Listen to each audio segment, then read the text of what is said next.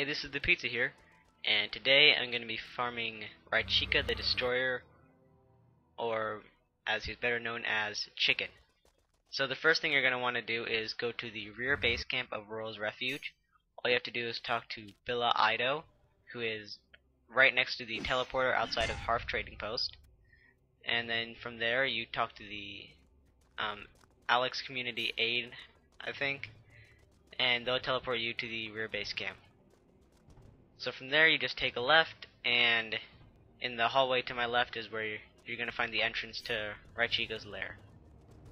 But before you can go in, you're going to need red feathers, which you can farm from any of the mobs near the rear base camp. And what I was trying to get this time was Malrick's iron hammer, because to be honest, my weapon, it pretty much sucks. It's just not a good weapon. So I really needed a decent weapon that I could tier, and this hammer is pretty much the best thing I could get without having to, go into the higher level instances like treasure trove and stuff like that. Treasure trove, what I'm really looking forward to is this one sword called Traitor from treasure trove, and it deals 640. This is just like the base stats with no Overdura. It deals 640 physical damage. I'm not sure about the magical damage. I think it's somewhere around 300. But back to what I was saying. So Raichika drops Malrick's iron hammer, which deals 504 physical damage, somewhere around 260 magical damage, and comes with plus 30 strength and plus 30 stamina. So it's got about a 5 to 10% chance of dropping from Chicken, and you're gonna want probably around 15 to 20 feathers to have a very good chance of getting the hammer without having to keep coming back over and over and over again. But after you kill Raichika, there's gonna be a 5-minute respawn time before you can go back in and fight. So you can use that time to gather feathers if you didn't come with enough. So, this boss is kind of interesting that it doesn't really deal direct damage, it deals indirect damage. It doesn't really, it does do quite a bit of damage to the person that is holding aggro. But the main thing is you can see all the messages popping up saying that Raichika's casts, poisonous methane or petrifying gas, as you see right there. And with these are all going to be constantly on you, all these gases.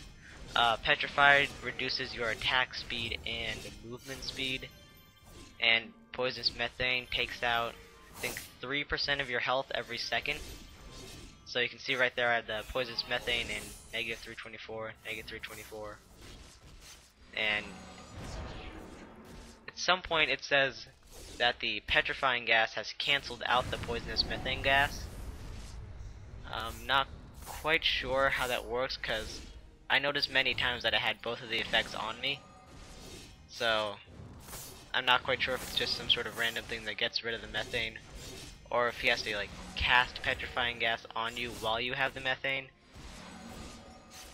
But anyway, after I farmed Chicken for a little bit, I actually did get Malrick's iron hammer to drop for me, and I am going to tier 6 that, so I'll probably make a video, I might not make a video about tiering because there really isn't much to show. I might as well explain it right now, because it did take us a while to kill him because we had 2 low DPS people and 1 priest who wasn't doing any DPS. So I'm kind of glad, because it gives me time to talk about, everything I need to say. And so about tiering, basically the way to tier things, and tiering is mostly used on weapons because it'll increase the weapon's attack considerably when you get it up to the higher tiers like tier 6 and tier 7. But you really only want to tier things that you know you're going to keep for a long time, because tiering is quite a costly process. So to tier items, you're going to need a lot of fusion stones, a lot of preferably clean tier 3 equipment. So like tier 3 gear that has no stats on it. You're gonna need a lot of arcane transmuter charges. Cause to get a weapon to, well, let me just explain how to tier first. So to tier something, you need 3 mana stones of the tier you want to get the weapon to. So let's say you want a tier 5 weapon, you need 3 tier 5 mana stones. If you want a tier 4 weapon, you need 3 tier 4 mana stones. And then you have to use the arcane transmuter to put those mana stones on the weapon, and then the weapon will obtain the tier of those mana stones.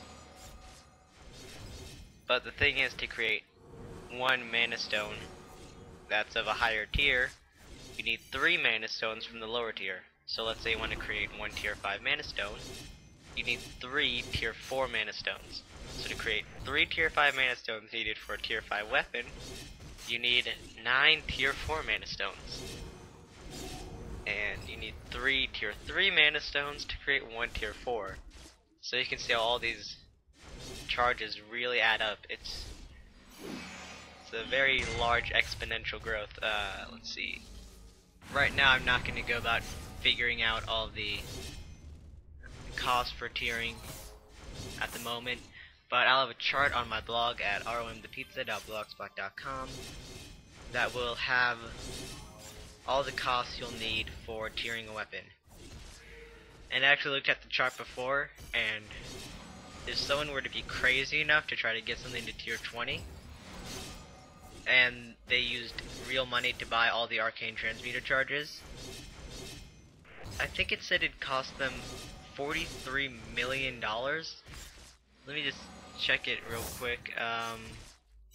Let's see. Yeah, $43,584,804.90 to get a tier 20 weapon. So that's gives you an idea of exactly how much this would actually cost if you were to continue going past around tier 7 or tier 8. Because past that, it's just not worth it. So that was my spiel about tiering. Let's see, not really much to say. We downed chicken right there. Didn't really get any drops, but I'd like to end the video showing the artwork they put into this room, because I thought it looked pretty cool. Till next time.